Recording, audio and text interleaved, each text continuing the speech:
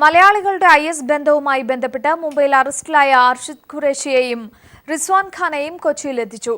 ISലേക്ക് മലയാളികളെ റിക്രൂട്ട് ചെയ്തു എന്നതാണ് ഇവർക്കെതിരായ കേസ്. സമീർ തരും കൂടുതൽ വിവരങ്ങൾ. സമീർ, പ്രതികളെ കൊച്ചിയിൽ എത്തിച്ചിരിക്കുന്നു. ഇനിയുള്ള നടപടിക്രമങ്ങൾ എന്തൊക്കെയാണ്? അഞ്ചു പ്രതികളെ ഇരുവരെയും ഇപ്പോൾ കളമശ്ശേരിയിലെ പോലീസിന്റെ ക്യാമ്പിലാണ് ഉള്ളത്. ഉച്ചയ്ക്ക് 12:30 കൂടെയായിരുന്നു മുംബൈയിൽ നിന്നുമുള്ള വിമാനത്തിൽ പ്രതികളെ നെടുമ്പാശ്ശേരിയിൽ എത്തിച്ചത്. ശേഷമാണ് കളമശ്ശേരിയിലെ പോലീസ് ക്യാമ്പിലേക്ക് കൊണ്ടുവന്നിരിക്കുന്നത്. പ്രതികളെ നാളെയായിരിക്കും കസ്റ്റഡിയിൽ വാങ്ങാനുള്ള അപേക്ഷ പോലീസ് നൽകുക. ഇന്ന് ഞായറാഴ്ച ആയതുകൊണ്ട് കോടതി ഒഴിവായതിനാലാണ് ഇത്രയും സമയം ഇപ്പോൾ പോലീസ് ഇവിടെ ഈ പോലീസ് ക്യാമ്പിൽ സൂക്ഷിച്ചിരിക്കുന്നത്. ഇന്ന് ഉച്ചയ്ക്ക് ശേഷം മജിസ്ട്രേറ്റിന് ലഭ്യമാകുകയാണ് എങ്കിൽ കാക്കനാട് കുന്നംപുറത്തെ മജിസ്ട്രേറ്റ് മുമ്പിൽ ഹാജരാക്കിയ ശേഷം കാക്കനാട് ജില്ലാ ജയിലിലേക്ക് പ്രതികളെ മാറ്റും. നാളെ പ്രതികളെ കസ്റ്റഡിയിൽ ആവശ്യപ്പെട്ടുകൊണ്ടുള്ള അപേക്ഷ പോലീസ് നൽകും. സംസ്ഥാന പോലീസിനൊപ്പം തന്നെ ദേശീയ അന്വേഷണ ഏജൻസിയും കേസ് അന്വേഷിക്കുന്നുണ്ട്. മുംബൈയിൽ നിന്ന് അറസ്റ്റിലായ ശേഷം തന്നെ അവിടെ ഉള്ള NIA സംഘവും അതോടൊപ്പം തന്നെ അവിടെ നിന്നുള്ള അന്വേഷണവുമായി ബന്ധപ്പെട്ട് കൊച്ചിയിൽ നിന്ന് പോയിട്ടുള്ള പോലീസും ഇവരെ ചോദ്യം ചെയ്തിരുന്നു. അതിനുശേഷം വിശദമായി ചോദ്യം ചെയ്യേണ്ടതുണ്ട് എന്നുള്ളത് കൊണ്ടും തെളിവെടുപ്പ് അടക്കമുള്ള കാര്യങ്ങളിലേക്ക് നീങ്ങേണ്ടതുണ്ട് എന്നുള്ളത് കൊണ്ട് കൂടിയാണ് ഇരുവരെയും കൊച്ചിയിൽ എത്തിച്ചിരിക്കുന്നത്. വിശദമായി ചോദ്യം ചെയ്തതിന് വേണ്ടിയിട്ടാണ് നാളെ കസ്റ്റഡിയിൽ വാങ്ങാനുള്ള അപേക്ഷ നൽകും എന്നുള്ളതാണ് പോലീസ് അറിയിച്ചിരിക്കുന്നത്.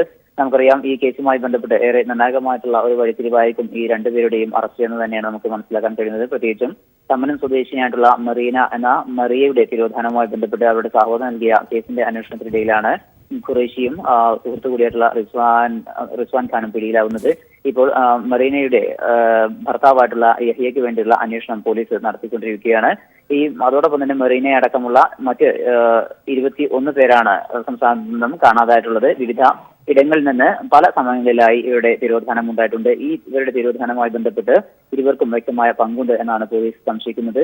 ഏതായാലും ഈ കാര്യങ്ങളെല്ലാം തന്നെ ഇവരെ വിശദമായി ചോദ്യം ചെയ്യുന്നതിലൂടെ മനസ്സിലാക്കാൻ കഴിയും എന്നാണ് നമുക്ക് പോലീസ് നൽകുന്ന സൂചന. മറ്റൊരു പ്രധാനപ്പെട്ട കാര്യം, ഇപ്പോൾ മധ്യമേഖല IG S ശ്രീജിത്തും അതോടൊപ്പം തന്നെ Kochi city commissioner MP Dinesh അടക്കമുള്ളവർ ഈ പോലീസ് ക്യാമ്പിൽ എത്തിയിട്ടുണ്ട്. ഇപ്പോൾ ചോദ്യം ചെയ്യാനുള്ള അല്ലെങ്കിൽ ചോദ്യാവലി തയ്യാറാക്കാനുള്ള നടപടികളാണ് ഇവരുടെ ഭാഗത്തുനിന്ന് ഉണ്ടാവുന്നത് എന്നാണ് നമുക്ക് മനസ്സിലാക്കാൻ കഴിയുന്നത്. പോലീസിന്റെ ഒരു പ്രത്യേകമായിട്ടുള്ള യോഗവും IG വിളിച്ചിട്ടുണ്ട്. ആ യോഗമാണ് ഇപ്പോൾ പുരോഗമിക്കുന്നത്. ഇതിന് ശേഷം ഒരുപക്ഷെ ഇന്ന് തന്നെ മജിസ്ട്രേറ്റ് മുമ്പിൽ ഹാജരാക്കും. അല്ല എങ്കിൽ നാളെ ആയിരിക്കും മജിസ്ട്രേറ്റിന് മുമ്പിൽ ഹാജരാക്കുന്നതും ജയിലിലേക്ക് മാറ്റുന്നതും. അഞ്ജു. ശരി, സമീർ വഴങ്ങോടാണ് വിവരങ്ങൾ നൽകിയത്. കാസർഗോഡ് നിന്നും കാണാതായ യുവാവിൽ നിന്നും ബന്ധുക്കൾക്ക് വീണ്ടും സന്ദേശം ലഭിച്ചു. പടനയിലെ ഹഫീസുദ്ദീൻ സഹോദരിയുടെ മൊബൈൽ ഫോണിലേക്കാണ് സന്ദേശം അയച്ചത്.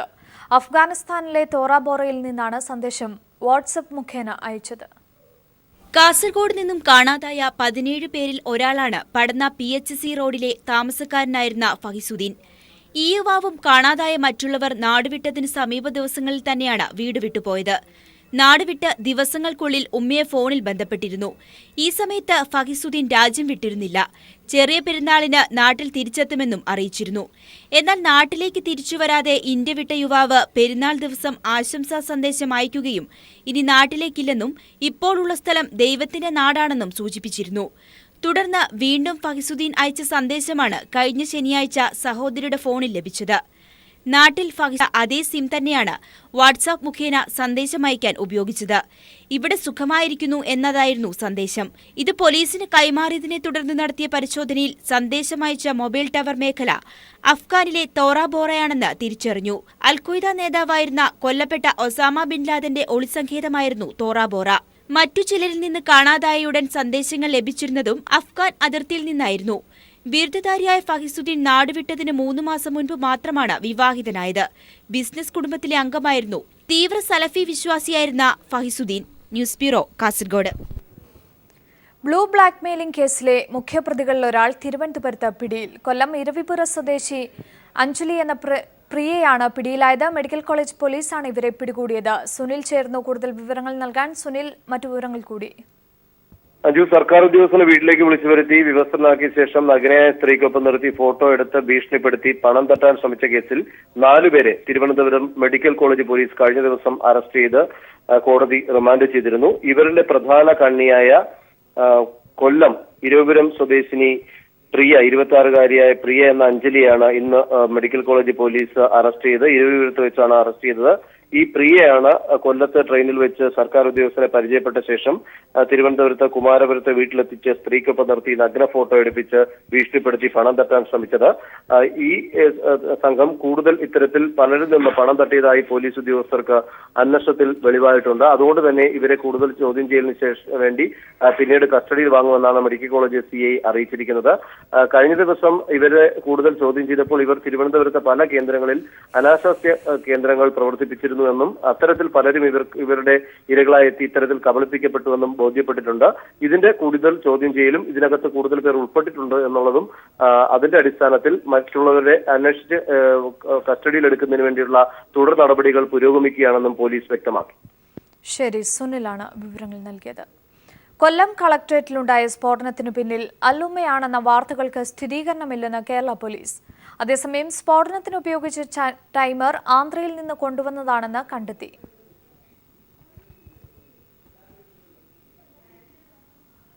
People exclusive. മുൻ മന്ത്രി KC ജോസഫിനെതിരായ പരാതിയിൽ വിജിലൻസ് അന്വേഷണ റിപ്പോർട്ട് പുറത്ത്. KC ജോസഫിനെ കുറ്റവിമുക്തനാക്കുന്ന റിപ്പോർട്ടിലും അപാകത. ജോസഫിന്റെ ഭാര്യയുടെ ചൂർണിക്കരയിലെ സ്വത്ത് മെട്രോ റെയിലിനായി ഏറ്റെടുത്തതായി വിജിലൻസ്. ആ തുകയുടെ 5 വർഷത്തെ പലിശ ചേർത്തുള്ള കണക്കിലും അപാകത. പലിശ കണക്കാക്കിയിരിക്കുന്നത് 5 വർഷത്തേക്കാണ്. സത്യവാങ്മൂലത്തിൽ കൊടുത്തത് 7 അക്കൗണ്ടുകൾ. വിജിലൻസ് റിപ്പോർട്ടിൽ 29 അക്കൗണ്ടുകൾ. സത്യവാങ്മൂലത്തിൽ വീണ്ടും പിഴവുകൾ പുറത്തുവരുന്നു. നാമനിർദ്ദേശ പത്രികയ്ക്കൊപ്പം മുൻമന്ത്രി KC ജോസഫ് നൽകിയ സത്യവാങ്മൂലത്തിൽ നൽകിയ സ്വത്ത് വിവരത്തിൽ അപാകതയില്ലെന്ന് കാണിച്ചുള്ള വിജിലൻസ് റിപ്പോർട്ടാണ് പുറത്തുവന്നിരിക്കുന്നത്.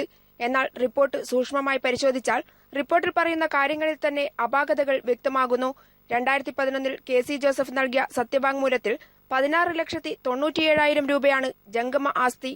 2016 നാമനിർദ്ദേശ പത്രിക നൽകുമ്പോൾ 1,32,69,578 മാറി. 7 അക്കൗണ്ടുകളാണ് തനിക്കുള്ളതെന്നും വ്യക്തമാക്കിയിരുന്നു. എന്നാൽ വിജിലൻസ് റിപ്പോർട്ടിൽ 29 അക്കൗണ്ടുകളാണ് പരിശോധിച്ചതായി കണ്ടെത്തിയത്.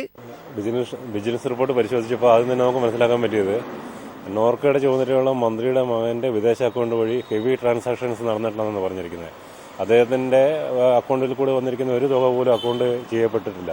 ഈ റിപ്പോർട്ടിൽ 1.83 എന്ന് പറയുന്ന അദ്ദേഹത്തിന്റെ 5 വർഷത്തെ വരുമാനം, അതിൽ 2014-15 കാലഘട്ടത്തിൽ അദ്ദേഹത്തിന്റെ വൈഫിന് മെട്രോയിൽ കിട്ടിയ നഷ്ടപരിഹാരത്തിന്റെ 45 ലക്ഷം രൂപയും കൂടെ ഉൾപ്പെടുന്നതാണ്. ഈ 45 ലക്ഷം രൂപയ്ക്ക് കഴിഞ്ഞ 5 വർഷത്തെ 2011 മുതലുള്ള ഇൻട്രസ്റ്റ് കണക്ക് കൂട്ടിയതുകൊണ്ട് മാത്രമാണ് ഇത് അക്കൗണ്ടബിൾ എന്ന് പറയേണ്ടി പറ്റിയത്. അത് ഒരു കാരണവശാലും അംഗീകരിക്കാൻ പറ്റുന്നില്ല. RP ആക്ട് 125 പ്രകാരം തെറ്റായ സത്യവാങ്മൂലം കുറ്റകരവുമാണ്. ചൂർണിക്കരയിൽ ഭാര്യയുടെ സഹോദരി വിൽപത്രപ്രകാരം നൽകിയതെന്ന് പറയപ്പെടുന്ന 93 സെന്റ് സ്ഥലത്തിൽ 54 സെന്റ് മെട്രോ റെയിലിനായി ഏറ്റെടുത്തപ്പോൾ ലഭിച്ച തുകയാണ് തെളിവായി വിജിലൻസിന് മുൻപാകെ നൽകിയത്. എന്നാൽ 2015-16 വർഷത്തിൽ ലഭിച്ച ഈ പണത്തിന്റെ 5 വർഷത്തെ പലിശ കാണിച്ചാണ് വിജിലൻസ് റിപ്പോർട്ട് ചുരുക്കിയിരിക്കുന്നത്. 4 വർഷത്തെ ഇല്ലാ പലിശ എങ്ങനെ റിപ്പോർട്ടിൽ വന്നു എന്നതും സംശയകരമാണ്. ഈ പലിശ കാണിച്ചാണ് അധിക പണം രേഖാപരമാണെന്ന് വിജിലൻസ് നിഗമനത്തിലെത്തിയിരിക്കുന്നതും. വിജിലൻസ് അന്വേഷണം തൃപ്തികരമല്ലെന്നും തെറ്റായ സത്യവാങ്മൂലമാണ് KC ജോസഫ് നൽകിയതെന്നും കാണിച്ച് കോടതിയെ സമീപിക്കാൻ ഒരുങ്ങുകയാണ് AK Shaji. PV Joshila, news bureau, Kannur. People exclusive. UDF സർക്കാർ വഴിവിട്ട് ബാറുകൾ അനുവദിച്ചതിന്റെ കൂടുതൽ തെളിവുകൾ പുറത്ത്. ചെറുപുഴ എലഗൻസ് ബാറിന് അനുമതി നൽകിയ എക്സൈസ് വകുപ്പ് ഇതേ മാനദണ്ഡം പാലിച്ച മലയാറ്റൂർ റെസിഡൻസിക്ക് അനുമതി നിഷേധിച്ചതായി ആക്ഷേപം. കമ്പനി രജിസ്റ്റർ ചെയ്യും മുമ്പ് പാർട്ണർഷിപ്പ് കരാർ ഒപ്പിട്ടവർക്കും ബാർ അനുവദിച്ചു. 2011 മുതൽ 16 വരെയുള്ള 5 വർഷം വഴിവിട്ട് ബാറുകൾ അനുവദിച്ചതിൽ മുൻ മന്ത്രി K. ബാബുവിനെതിരെ FIR രജിസ്റ്റർ ചെയ്തതിനു പിന്നാലെയാണ് തെളിവുകൾ ഓരോന്നായി പുറത്തുവരുന്നത്. കണ്ണൂർ ജില്ലയിലെ ചെറുപുഴ എലഗൻസ് ബാറിന് അപേക്ഷ നൽകി 8 ദിവസത്തിനകം 4 സ്റ്റാർ ലൈസൻസ് അനുവദിച്ചപ്പോൾ ഇതേ മാനദണ്ഡപ്രകാരം അപേക്ഷ നൽകിയ മലയാറ്റൂർ റെസിഡൻസിക്ക് നിഷേധിച്ചു. കോടതി കയറിയിറങ്ങി 3 വർഷം കഴിഞ്ഞ് ലഭിച്ചതാവട്ടെ ബിയർ ആൻഡ് വൈൻ പാർലർ ലൈസൻസും. ചെറുപുഴ ബാറിനെതിരെ പള്ളി വികാരി നൽകിയ പരാതിയും പൂഴ്ത്തിയാണ് 4 സ്റ്റാർ പദവി നൽകിയത്. എക്സൈസ് മന്ത്രിയായിരുന്ന K. ബാബുവിന്റെ ഓഫീസുമായി ബന്ധപ്പെട്ട് ക്രമരഹിതമായ നടപടികൾ നടന്നതിന്റെ തെളിവാണിതെന്ന് VM രാധാകൃഷ്ണൻ പറഞ്ഞു. എല്ലാ യോഗ്യതയുള്ള ആളുകള് തുല്യമായിട്ടല്ല, വിവേചനപൂർവമാണ്. ആ വിവേചനത്തിനും നടപടിക്രമങ്ങളുടെ വൈരുദ്ധ്യങ്ങൾക്കും പുറകിൽ ഇപ്പോൾ ആക്ഷേപിച്ച പോലെ 100, 200, 500 എത്ര വെച്ചാൽ വരും നാളുകളിൽ വരും വർഷങ്ങളിലോ കണ്ടെത്തേണ്ട കുറെ കാര്യങ്ങൾ അതിന്റെ പുറകിലുണ്ടെന്നാ പറഞ്ഞു. എറണാകുളത്തെ വാഴക്കുളം ഹോട്ടൽസ് ആൻഡ് റിസോർട്ട് എന്ന സ്ഥാപനം കമ്പനി ആക്ട് പ്രകാരം രജിസ്റ്റർ ചെയ്യുന്നത് 2011 ജൂൺ 22-ന്. ഇവർ എഗ്രിമെന്റ് വെക്കുന്നതാവട്ടെ ജൂൺ 18-നും, അതായത് 3 ദിവസം മുമ്പ്. ഇക്കാര്യമൊന്നും പരിഗണിക്കാതെ ബാർ ലൈസൻസ് അനുവദിക്കുന്ന നിലയും ഉണ്ടായെന്ന് രേഖകൾ തെളിയിക്കുന്നു. AK ലതീഷ്, പാലക്കാട്. മാധ്യമപ്രവർത്തകയെ കാർക്കിച്ചു തുപ്പുമെന്ന പരാമർശത്തിൽ തനിക്ക് ഖേദമുണ്ടെന്ന് സംവിധായകൻ മേജർ രവി. കലാകാരൻ എന്ന നിലയിൽ അത്തരം പരാമർശം താൻ നടത്താൻ പാടില്ലായിരുന്നുവെന്നും ജനവികാരം കണക്കിലെടുത്താണ് ഖേദപ്രകടനമെന്നും അദ്ദേഹം പറഞ്ഞു. പീപ്പിൾ ടിവിയിലെ JB ജംഗ്ഷൻ പരിപാടിയിൽ Malayalam communications limited MD John ബ്രിട്ടാസിന്റെ ചോദ്യത്തോട് പ്രതികരിക്കുകയായിരുന്നു അദ്ദേഹം. ഇത്രയും പബ്ലിക്കിന്റെ റിയാക്ഷൻ എല്ലാം കണ്ട സമയത്ത് ഞാനത് ചെയ്യാൻ പാടില്ലായിരുന്നു എന്നുള്ളത് എൻ്റെ വായിൽ നിന്ന് ഇങ്ങനൊരു വാക്ക് ജനങ്ങൾ പ്രതീക്ഷിക്കുന്നില്ല എന്നുള്ളത് കൊണ്ട് ഞാൻ I regret for that. Because ജനങ്ങളെ മാനിച്ചു എൻ്റെ വികാരത്തിന് ഞാൻ കൺട്രോൾ ചെയ്തു. ഭാഗാധാരം രജിസ്ട്രേഷൻ നിരക്ക് വർധനയിൽ നിന്ന് പാവപ്പെട്ടവരെ ഒഴിവാക്കുന്നത് പരിശോധിക്കുമെന്ന് മന്ത്രി തോമസ് ഐസക് പറഞ്ഞു. KSFE ഓഫീസേഴ്സ് യൂണിയൻ സംസ്ഥാന സമ്മേളനം കൊല്ലത്ത് ഉദ്ഘാടനം ചെയ്യുകയായിരുന്നു അദ്ദേഹം. KSFEയെ ബാങ്കാക്കി മാറ്റുന്നതിൽ തെറ്റില്ലെന്നും മന്ത്രി തോമസ് ഐസക് പറഞ്ഞു.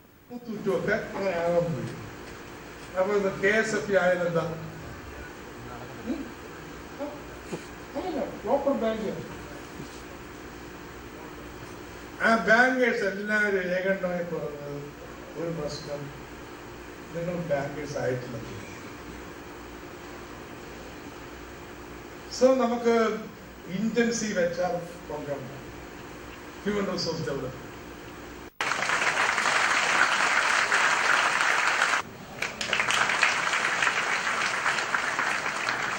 ചലച്ചിത്ര വികസന കോർപ്പറേഷൻ ചെയർമാനായി നിയമിതനായിട്ടുണ്ട്. അദ്ദേഹം 35 വർഷം പൂർത്തി. 29 പേരുമായി കാണാതായ വ്യോമസേന വിമാനത്തിനായുള്ള തെരച്ചിൽ തുടരുന്നു. ISROയുടെ സഹായത്തോടെയാണ് തെരച്ചിൽ പുരോഗമിക്കുന്നത്. മോശം കാലാവസ്ഥ മൂലം ഇന്നലെ തെരച്ചിൽ നിർത്തിവെച്ചിരുന്നുവെങ്കിലും പിന്നീട് പുനരാരംഭിക്കുകയായിരുന്നു. ISROയുടെ റഡാർ ഇമേജിംഗ് സാറ്റലൈറ്റിന്റെ സഹായത്തോടെയാണ് തെരച്ചിൽ പുരോഗമിക്കുന്നത്. വിമാനത്തിന്റെ ചില ഭാഗങ്ങൾ കണ്ടെത്തിയതായി സൂചനയുണ്ട്. എന്നാൽ ഈ വിവരം ഔദ്യോഗികമായി സ്ഥിരീകരിച്ചിട്ടില്ല. ചെന്നൈ താമ്പരത്തു നിന്നും ആൻഡമാനിലേക്ക് പോയ വ്യോമസേനയുടെ AN-32 വിമാനമായിരുന്നു വെള്ളിയാഴ്ച കാണാതായത്.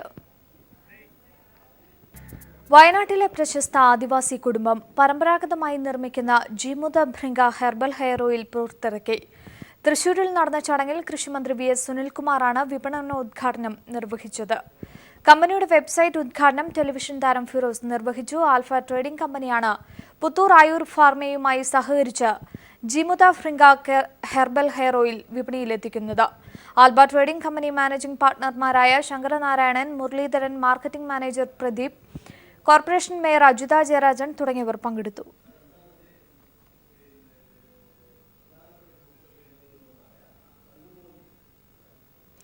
സംസ്ഥാന സ്പോർട്സ് കൌൺസിൽ അംഗമായി swimming federation of India vice president S. രാജീവിനെ തെരഞ്ഞെടുത്തു. Kerala Olympic association senior vice പ്രസിഡന്റും അന്താരാഷ്ട്ര നീന്തൽ റഫറിയുമാണ് Rajeev. Kairali TV marketing senior general മാനേജറാണ് S. രാജീവ്.